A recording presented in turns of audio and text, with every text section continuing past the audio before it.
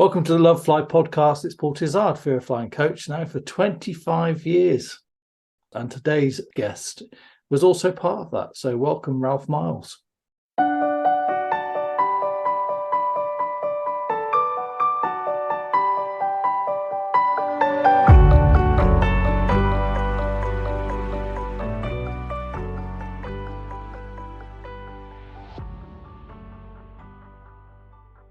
Hi. Thanks for that. Should you say too much? So Ralph and I worked together years ago, and then we had a little bit of a gap, and then we carried on. So sort of long story short, Ralph was a friend of Norman Lee's, who's one of the pilot founders that started up the Flying Without Fear with. And Ralph then came along and took over from about 2001, I think, possibly. He started running courses, maybe sooner, I don't know. It was about 2001. Yeah, it was very close to 9/11. So it's probably, late 2000. All right.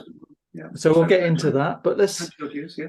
So people haven't met you. You may remember Ralph was on as a guest on the Plethora of Pilots, episode 100, which was good fun. That was his first appearance on the Lovefly podcast. But today we've been trying to do this for a while, but there's been no Wi-Fi in the part of the world that Ralph lives in.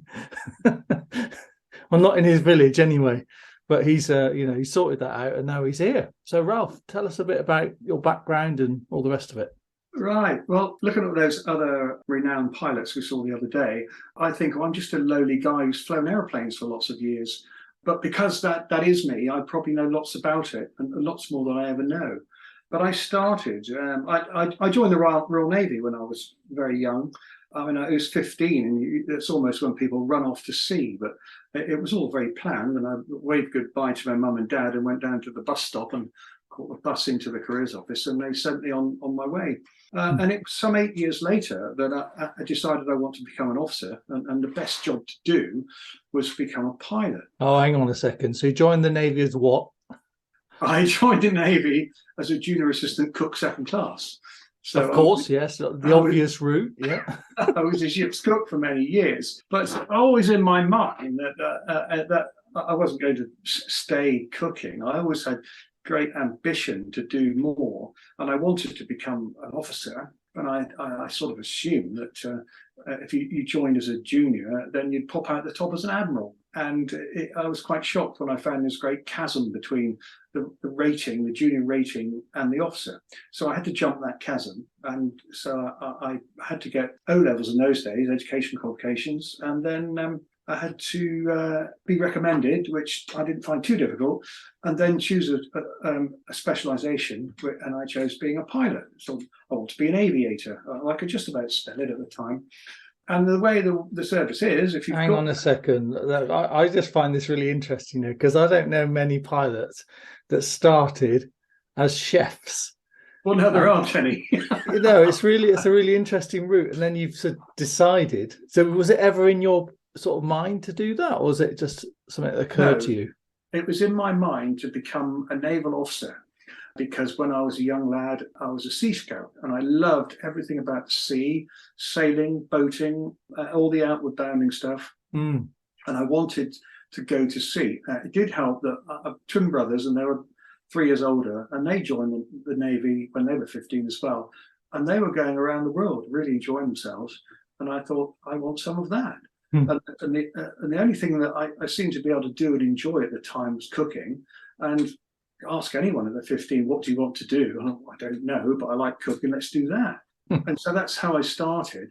But as soon as it's a sort of job that as soon as you think I can do this now, and then you realize that when you're cooking, it's always when other people are socializing. So I didn't really have any designs on working in a restaurant or doing anything other than production line cookery to keep a ship afloat.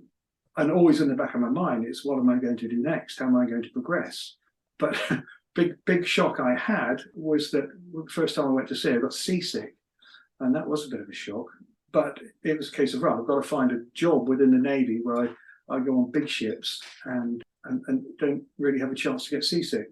And so I didn't want to be a seaman officer, otherwise I would be at sea all the time. And it was one of my bosses at the time suggested aviation. So he said, well, why don't you have a flight in a helicopter and see what you think? I thought, well, I know what I'm going to think. Let's go and do it.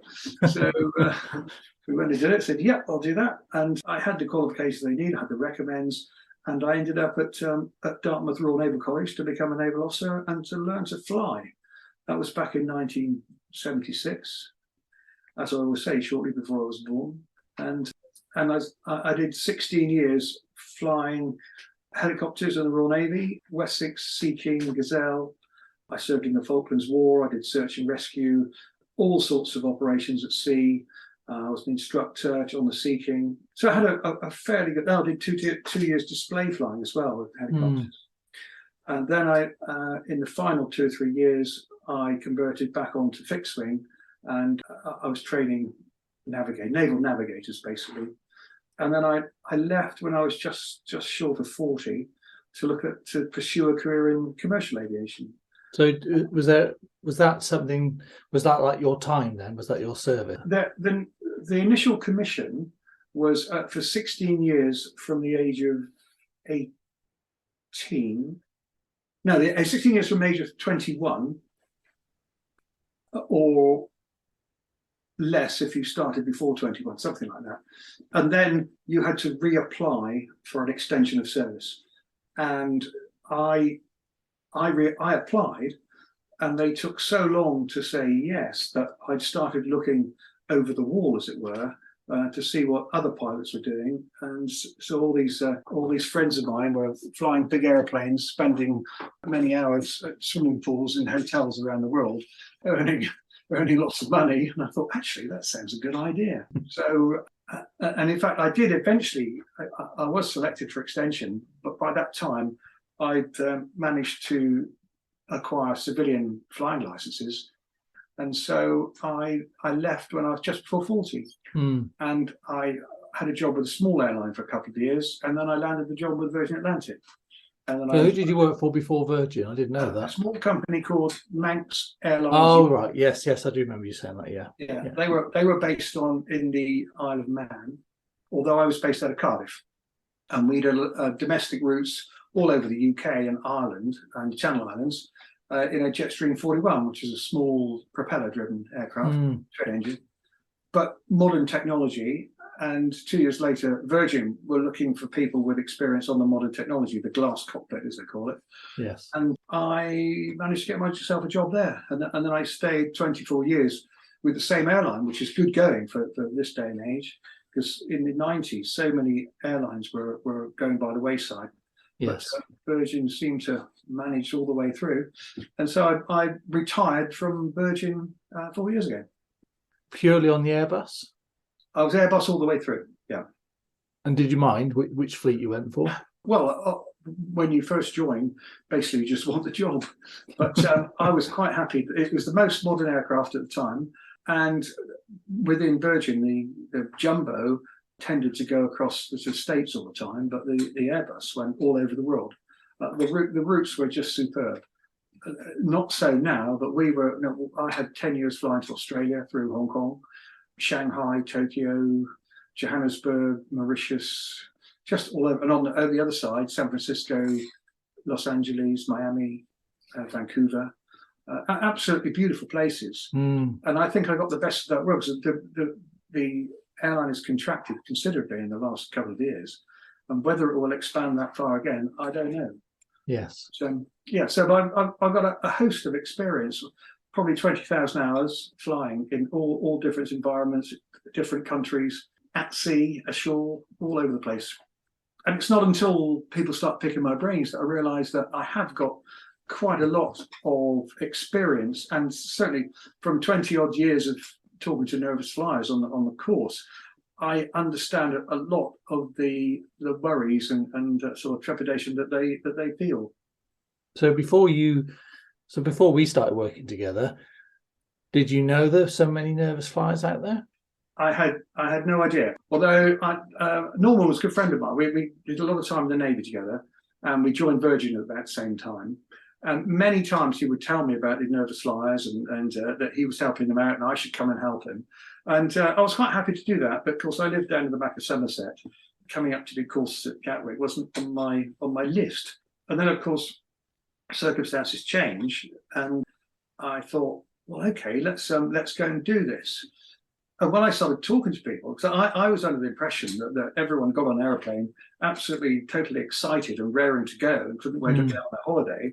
I had no idea that a fair percentage of them were sitting there with white knuckles, absolutely scared stiff of what was about to happen. Because that's never been my mindset, my outlook on life. It's always, right, let's enjoy this, let's get on with it. And I mean, sometimes I could be asleep before we even got to the runway because I was just so relaxed about it. When you're a passenger? Both. This is Ralph's humour, by the way. No, there were times, because all the long haul trips, we were flying 3, sometimes 4 pilots. So there were 2 operating in the front seats and 2 in the jump seats on the flight deck. And certainly coming out of Tokyo a couple of times, I'll be sitting on the jump seat, and there's been a sort of delayed taxi in, and I'm just away with the fairies, and I'm virtually snoring before we get to the runway. But I wasn't required to do anything else except be there. Yes, yeah, that's fair enough. I think it's good for people to clarify that you were one of the two backup resting pilots that you can all switch around. Non-operating crew at the time. Yes, yeah. So that's just to clarify. So we linked up from Norman introducing us, and you started doing courses with me, I think, pre-flights. So we were doing an aircraft mock-up, weren't we? And just which because for the first 5 years of running courses, I didn't want to put on flights because I just thought it's quite a lot of pressure to put people under. And we just wanted them to have a good day and not have to worry about all that stuff and just ask anything. And you had quite a unique style, I would say. I had a style. I did the Royal Navy helicopter flying instructors course, which basically put the accent on question technique. And if you ask questions of an audience, they will not fall asleep in front of you. You don't talk to them and bore them. You say, well, the next subject is this, and start off with a question. So they go, they think, oh, one's going to come my way in a minute. So they become more alert. And by questioning, you can find out what people know. And I found that worked on the Flying Without Fear course, because it uncovered some very big misconceptions about flying. People think they know what happens, but they don't. And they think they know what all the bits are called, but they don't. They talk to people down the pub and learn about air pockets and all these scary things that don't exist. And so by asking the questions, I can get all this out without making it up myself, like saying, oh, I'm going to talk to you about an air pocket. Because they go, oh, great. But if you can get them to say it and then ask them what it means and they don't know, then I can answer the question even though they didn't know they'd asked it. And to me, that works well. And if anyone comes back and says, well, why did you ask that? I said, well, I didn't. He did. And I'll get 2 people talking to each other.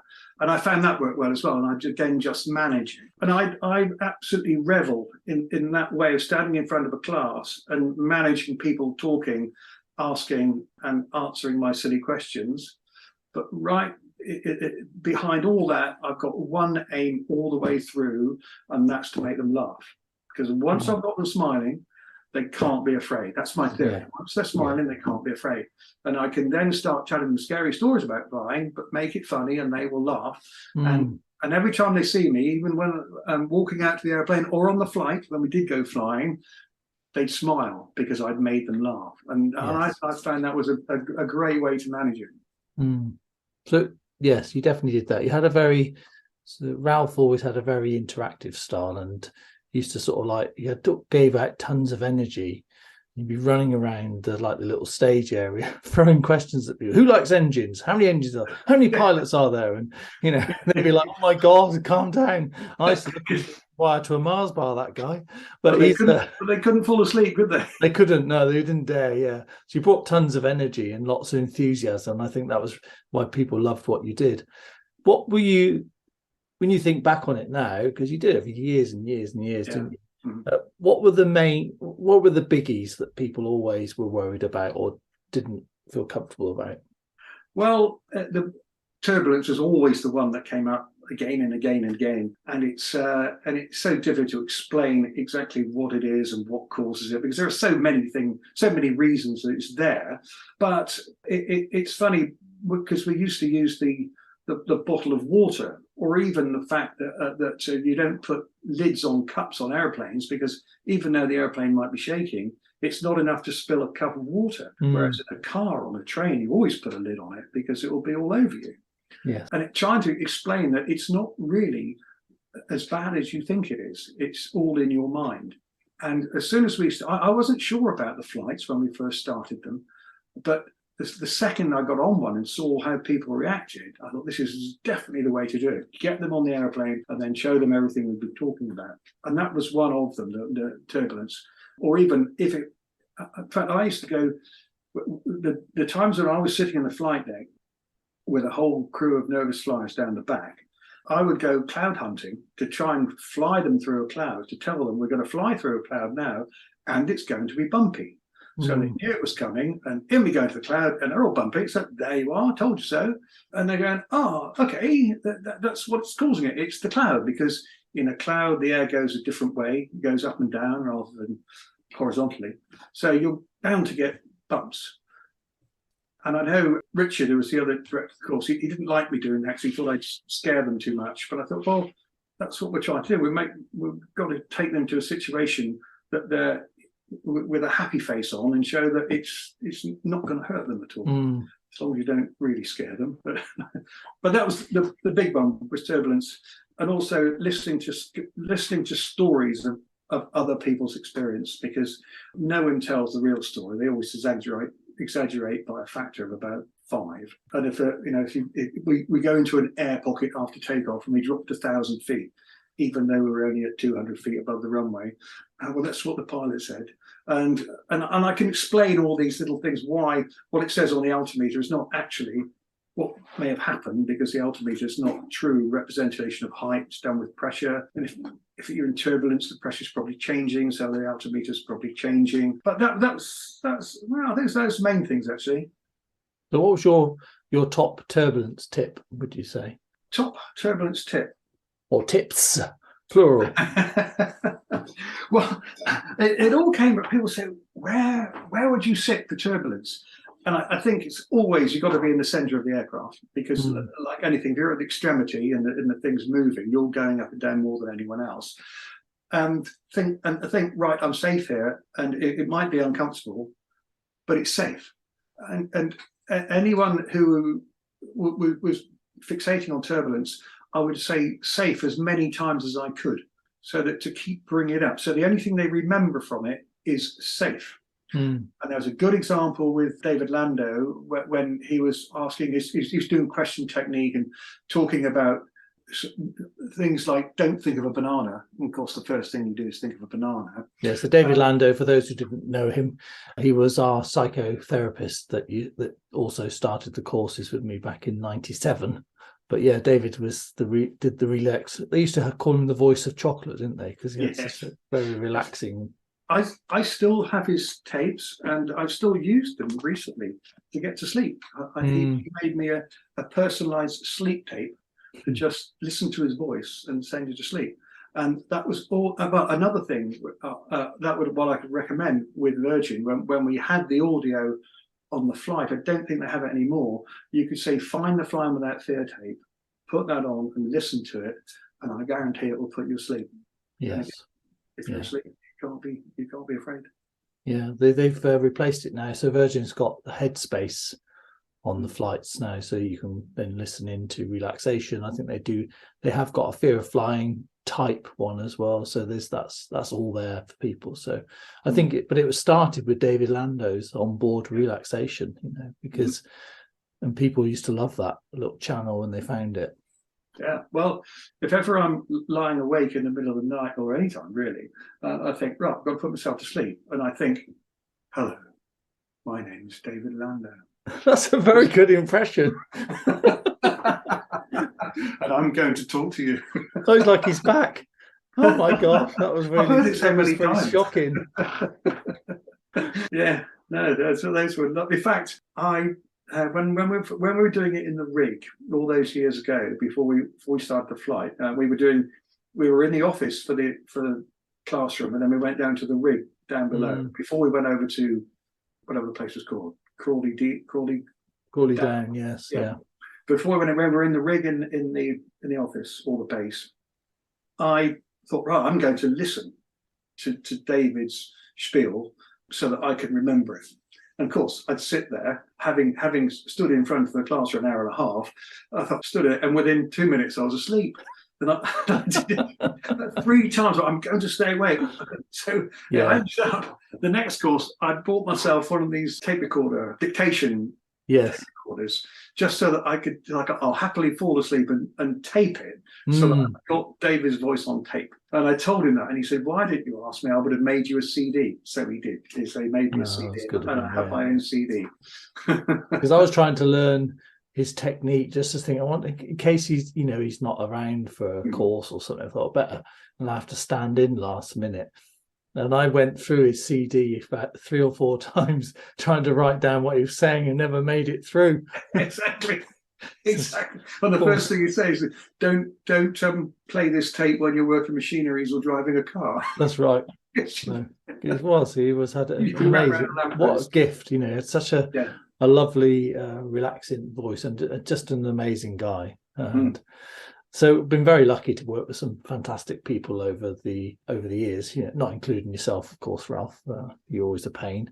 But yeah, so Ralph gave so much. You gave so much time and helped so many people. So the turbulence was a biggie. Yeah. Any others that used to come up were kind of like perennial favourites? Oh, there was always the noises. What caused all these noises? Explaining the noises. Oh, well, you'll remember me making the noises of the wheels coming down and doors coming out. Yeah, so Ralph was famous for his aircraft impression. So you'll have to give us some demos now. It's trying to explain how the size of a jumbo jet wheel. It's the size of a sort of an adult standing. That's the wheel. But when you're off the ground, you've got to get that wheel, and there are 18 of them. You've got to get those wheels in under the wing. And when they're in there, when they're in the wings, there's a door that closes to make sure the airflow is smooth underneath. But that door is closed when we take off, and it's got to open, and the wheel goes in there, it's got to close again. And this is all done by hydraulics. Made difficult because by the time the wheels start coming out, the aircraft's doing nearly 200 miles an hour. So there's a lot of force there, and there's a lot of noise caused by these hydraulic motors. So as we come off the ground very shortly, and because you don't want the wheels down longer than you have to, because they create so much drag and stop you accelerating. So as soon as you're off the ground, you put the gear up, the wheels up lever goes up, and these great big doors go, because they don't all stop at the same time. And then the wheels come up, and then the doors go. And if you're underneath one of those in the wing, it will not only will you hear it, you'll feel a bit of a thump underneath as well. And immediately you think, blimey, we've only just taken off, and now the airplane's falling apart. Yes. and the exact reverse when you come into land. And also, when you're coming into land, you tend to be going through cloud layers at 2,000 or 3,000 feet, because that's where it's going to be normally. So you're going bumping into cloud, and then all this noise is going on below you. And the difference in noise between the wheels up and the wheels down is considerable. So suddenly you go from this quiet aircraft where the engine's throttled back, coming in smoothly on the approach, and then suddenly, and the noise of the airflow through the wheels, it's enough to make anyone scared. So if you can't see this, but I'm watching Ralph literally turn into a transformer in front of my very eyes with Dolby sound effects. It's amazing. Yes. But then on the flight, so occasionally I was on the flight deck, which was great, and I could tell the people what was happening from what I could see out the front. But some of the airplanes we couldn't get on the flight deck, so I would stand with a microphone, as crew do, and look back and talk to them. And but I would know, I could hear when the gear's going down, so I could say, right, stand by, the gear's coming down, and they would hear all these noises, and I would say, told you so, there it is, that's the wheels going down, and now they're locked in place. And then the other thing was flaps and slats. Everyone thinks they know what flaps and slats are, but generally they don't. They've got an idea, but they don't. And they don't know the noises they make when they come out, because there's lots of depending on what division they are. And if you can look out the window and see it and relate the noise to what's happening and know why it's happening, which is because we've done that in the classroom, and suddenly it becomes interesting. Even to the most ardent, nervous flyers, they become interested in what's happening, and so the accent goes off the fear. Some of the times I've seen people absolutely white knuckle, eyes tightly closed, going down the runway, and the aircraft lifts off, and they've opened their eyes and said, "That was amazing." Yeah. Told you so. Yeah, well, because the interesting thing is that even though people fly, they fly with previously held beliefs, and also some of them are shutting their eyes or not, refusing to look out the window. But when you become curious about the process, then you move into that rational part of your brain where you're kind of going, oh, like there's the slats. The slats are at the front, by the way, in case anyone's listening, think what that is. And they make the wings bigger and smaller. It's just like the flaps do at the back. And so if you haven't seen them and you don't know what they do, you see all these bits moving, and often you can see right through the wing when especially when you're coming into land and you put those big barn doors up, the air brakes, spoilers. So people, then you can kind of go, oh, right, this is all normal. It's supposed to do all these things, But, that explanation accompanied by the Ralph Miles noise effects used to help people a lot. You may remember, I would start off by saying, okay, we come off the runway, the wind gets us off the runway at about 150 miles an hour. And what speed do you think we're going to fly when we're up at 30,000 feet? It's somewhere like 500. So we've got to get this airplane going from, well, we've got enough lift to get off the ground at 150, but then we're going to fly it at 500 miles an hour. How are we going to do that? Do the wings need to be the same size? And you get, a lot of people just don't know. Well, here's the question then. If you want to fly fast, do you need a small wing or a big wing? And if you're going to fly slow, do you need a big wing or a small wing?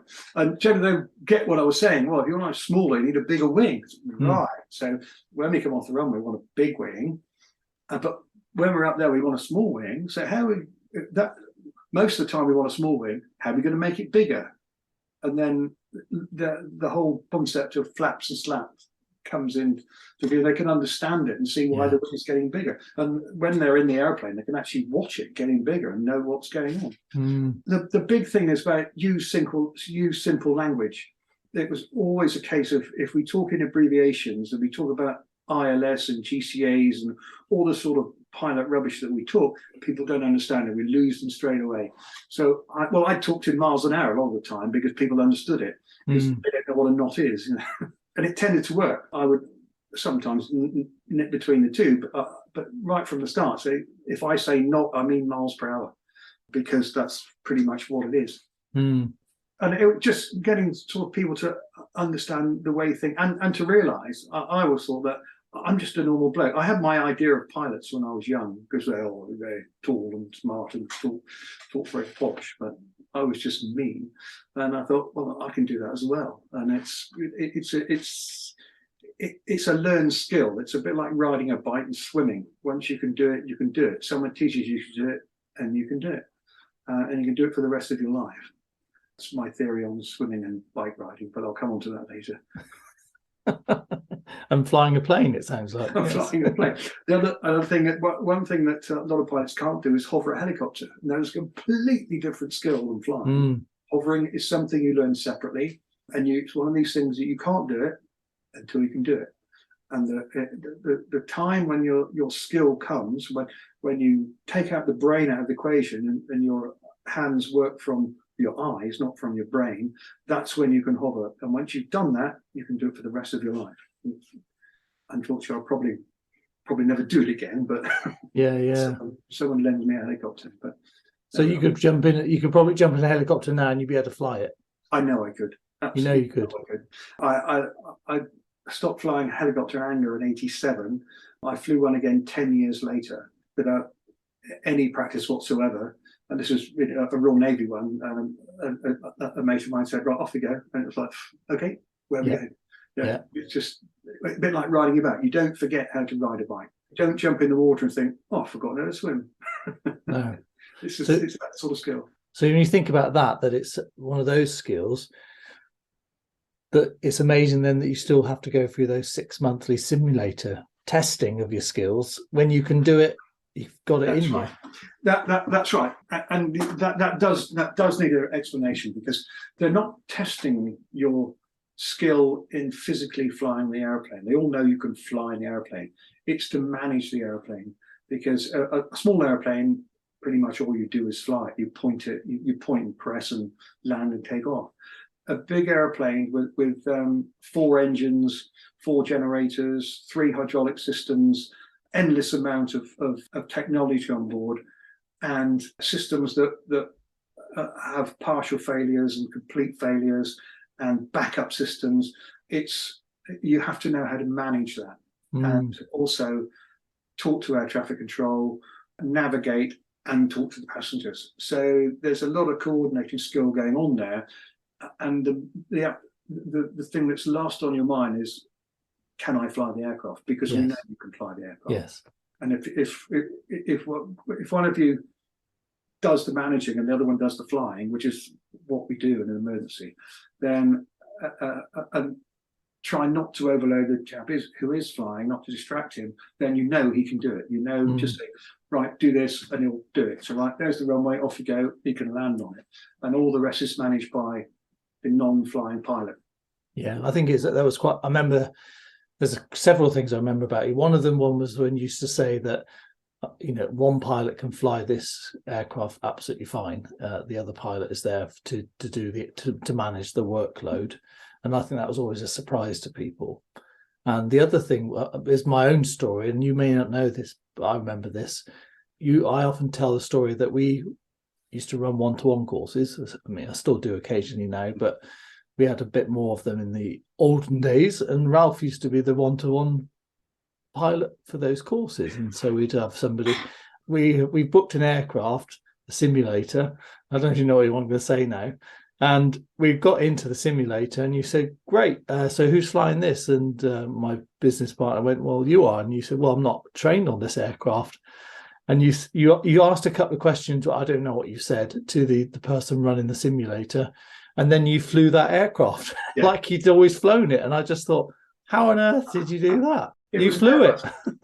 I was qualified on Airbus A340, which is a 4-engine, what was it, 300-ton aircraft, big airliner, and also the 330, which is just a little bit smaller with 2 engines. But we were on a 320, and the 320 is a tiny. It's one of the smallest little airliners that EasyJet used to get around the country. It's got 2 engines, and it's got slightly different systems. I mean, I knew I could fly it, but because there will be some differences in the system, it would be embarrassing for me to make mistakes in front of someone I'm trying to train. So I had to say to the guy, to the simulator instructor, I had to ask what the differences were, what could catch me out. And there were 1 or 2 minor ones, but he said basically the technology is the same, and I'll tell you what the speed. Everything works at different speeds, so I'll tell you what those are. And, okay, then let's go. And I was impressed with that. I did it many times after that. There's a couple of times when I got the rollout wrong, because on a big airplane, you flare at about 40 feet, and in the 320 you flare at 20 feet. And we had a couple of hard landings, but once I got that sorted out. But that's what we do in the simulator anyway. When we change aircraft types, that's pretty much what we're doing, learning how to land it. That's the only thing you'll take home with you, is how well we landed it. No one remembers what the takeoff was like or what the cruise was like. It's basically what was the landing like. And we do a lot of that in the simulators, get the landing right. Yeah, the thing I always amazed at, they've got this massive beast of an aircraft, and then and I was always told, a firm landing's a good landing, but there's so many landings that I go in with aircraft and you just barely feel it touch down. You think, how on earth do you do that? I mean, that's some mad skills, isn't it? But it's time in the seat. The more you do it, the more you look at all the little things that are going on there. The wind direction, the wind shear, how it's dropping off with height, the aircraft in front of you. If you're coming in stream into Heathrow, one every 2 minutes, that the aircraft in front will leave all sorts of turbulence behind it. If you account for that and just give yourself a little bit, a couple more feet, that it tends to happen, or it tends to work for you. And I like to think I got it down to quite a good skill. It's typical. Your last day's flying, you think, I've just about mastered it. After about 44 years. Well, yes, I'm sure you probably mastered it long before that, but you're perfectionists, you pilots are. Notice that. So were there any times where you thought that in the commercial aircraft, was there any times where you felt like a bit unsure, or did you feel like not scared, but do you ever think, crikey, I'm a bit worried about this? No, I can easily say I didn't. There are times in my previous existence in the Navy with a helicopter at sea in rough weather and having to get it on the back of an aircraft carrier or a small frigate. And I've been there absolutely sweating, thinking, have I got the skill to do this? And I know I had, because I think, well, I don't think there's anyone around here that's got any more. You get up to a certain skill level, and you know that you can, given the worst weather, you'll be able to get it on there. But when you're in the process of doing it, in fact, I've been there with waves crashing over the cab, and I think I'm going to have to throw this away in a minute and rethink and then come in again, or coming in thick fog, coming in at 40 feet over the sea, hoping you don't ram at the back of the ship, but doing all things that in a military environment that you would never do in a commercial environment, because you have to. If you're in the mid-Atlantic coming in to land on the back of a ship, there is only one place you can land. No matter how bad the weather is, you've got to get on the back of that ship. And it does concentrate the mind, but it also gives you confidence. And certainly with a big airplane with 4 engines and everything else that goes with it, that there's nothing that I saw in the commercial world that concerned me at all. 40 crosswinds from time to time. And I think everyone's like that, knowing, because you get back and you don't go, oh, we're scared. You go, oh, that was a good one, because it's tested your skill. And that's the nature of the pilot. It's the nature of the way we work and the mindset we have. It's a lot of gamesmanship. It's not us against each other. It's us against air traffic control, or it's us against the weather. But we have the confidence to take it in our stride and get it done. I've never flown alongside anyone who I've seen anything other than that sort of attitude. We'll get this done. I think it's very reassuring for people to hear that, and also to know that you're working within already predefined limits anyway, aren't you? So that you're trained to work within those limits, and if it's outside those limits, then you wouldn't attempt to land within that. And we all know what those parameters are. And if you're there, and it's certainly in a military environment, the weather could be out of limits, and you think, well, we've got to get the job done. We're operational, we've got to get it done. So we're just going to go and do it, and that's it. But with the commercial world, certainly sitting on the runway at Tokyo many years ago with a typhoon coming over. The main runway at Tokyo has 2 windsocks, one at either end. So there's 2 indicators of wind, and there's a wind vane on them as well. And normally, if the wind comes within limits to take off, the crosswind limit to take off, then once you start, you take off. But we had a situation where this one would come in and that one would go out. By the time we were on the runway, that one had gone out, so we can't do it now. So if they could have just turned one off, we could have got airborne. But it was because we know what the rules are. You can't. If that's out, you can't do it. And that's how you can't do it. And as soon as we would turn on, the air traffic would tell us that was out. And if it's there that the wind is out of limits, well, that puts our license on the line. So we can't do that. So we know what the rules are, so we don't break them. And there's 2 of us as well. So you can't say, what do you think? It just doesn't work. It's very cut and dry. Those are the rules. If it's a half a knot over, you can't. Simple as that. Yeah, I think that's really helpful for people. So I'm aware of the time. It's been great, listening to you tell these stories again. So let's do a sort of a wrap up type stuff then. So why shouldn't people be scared of flying, in your opinion? Well, flying is just another form of transport, the one with least hazards on the way. There's no other. Well, the likelihood of meeting another one coming the other way, as you are with a bus, train, car, the likelihood of another airplane meeting you is very, very, very, very absolutely minimal. The big thing people worry about is turbulence, which is just nothing. It's a storm in a teacup. It appears worrying, but it's not. And it is the most convenient and simplest way to get anywhere.